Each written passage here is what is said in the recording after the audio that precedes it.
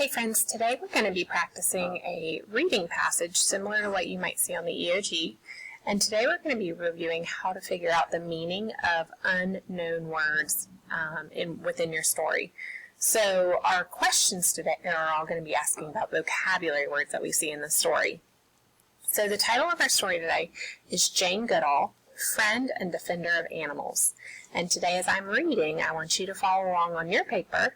And I also want you kind of marking it up like I do and answering the questions like you have in front of you. So again, the title of the article is Jane Goodall, Friend and Defender of Animals. And the first thing I want you to do whenever you start reading a new story like this is think about whether you predict it'll be fiction or nonfiction.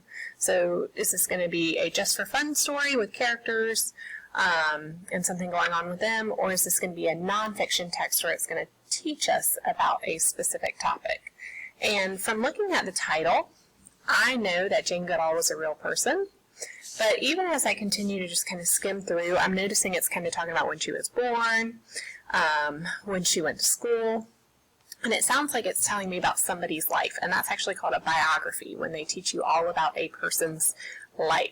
So I'm thinking this is a nonfiction text, so I'm going to make a little note over here, NF, to stand for nonfiction, so that as I'm reading, I'm remembering this is true information. The purpose of this text is to teach me, to inform me all about Jane Goodall.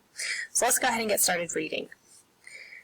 So we'll notice some of our paragraphs are numbered, so we're starting with paragraph 1. When Jane Goodall was a little girl, her father gave her a life-size stuffed chimpanzee named Jubilee. It was nearly as big as Jane, and she fell in love with it right away. At the time, no one guessed that when Jane grew up, she would become just as fond of real chimpanzees. She loved living with them, learning things about them that no one had known before, and defending them against humans who wanted to cut down the forests where they lived. So this first section to me is telling me just kind of mostly about what Jane Goodall is famous for, what she did in her life. So obviously she really loves and feels passionate for chimpanzees. Paragraph 2. Jane was born in England in 1934. She loved animals from the start and would spend hours patiently watching animals to see how they lived and ate and fed their babies. She once spent 5 hours in the hen house waiting to see how chickens laid eggs. She read stories about Dr. Dolittle talking to the animals and about Tarzan, who was raised by apes. She dreamed of one day living in Africa with the apes, just like Tarzan. When Jane finished high school, she got a job and saved her money so she could go to Africa.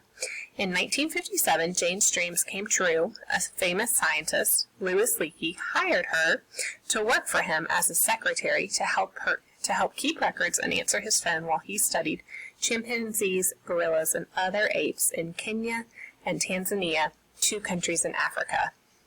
So these paragraphs right here are mostly teaching us how she became how she started working with chimpanzees and gorillas and other animals, and it's telling us about her early life and how she first got started with her job. This next paragraph, 3 years later, Leakey asked Jane to go to Gombe National Park in Tanzania to observe and study the chimpanzees that lived there. Her job was to watch the chimps and take notes about what she saw. At first, the chimps would not come near her. However, Jane was still as patient as she had been when she was a little girl.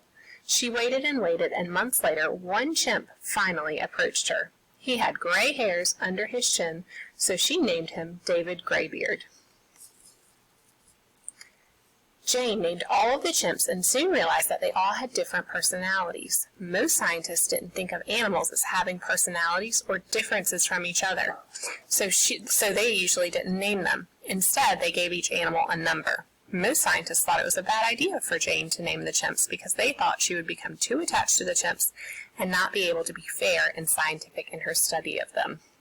So this is teaching us a little bit about how she was actually different from some of the other scientists during her time. So we're going to flip the page, got a little bit more to read. Fold my staple back. One day, as Jane was watching David Graybeard, she saw him take a stick and make it into a digging tool. He used it to dig for insects, which chimps sometimes eat. This was the first time anyone had seen a wild animal use a tool. Before this, it was thought that only humans made and used tools. Jane also saw David Graybeard and the other chimps eat meat. Before this, everyone thought that chimps only ate plants. So this paragraph is teaching us some of the things that Jane learned that nobody else knew yet about the chimps. Jane was only supposed to study the chimps in Gombe for 3 years, but she ended up staying for 20 years. While she was there, she watched the chimps and learned many things about them. She watched them play with each other. She watched them hug, kiss, and hold hands just like humans. She watched them act happy, angry, and scared. She learned that the chimps were a lot more like the humans than people might have thought. This changed the way scientists thought about chimps. So she's helping to realize that they're actually quite like humans. Paragraph 8. Unfortunately, not everyone felt the same way Jane did about the chimps. People in Africa were cutting down the forest where the chimps lived, and other people were capturing the chimps and selling them to the circus or to scientists for experiments. Because of this, Jane left Africa and began to travel around the world, telling people about the chimps and explaining why humans needed to help them. She also helped make zoos and places in the wild better places for chimps to live. So some of the other impact that Jane had working with the chimps. Jane Goodall loves animals, and she has spent her life learning more about them and trying to make life better for them.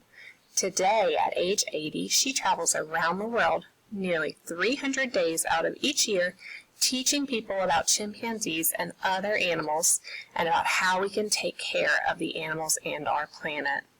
So in summary, even though Jane is 80 years old, she's still working hard for these animals. She's still trying to teach other people how to help take care of them. So now that we've read through our story, in just a moment we will start answering our questions.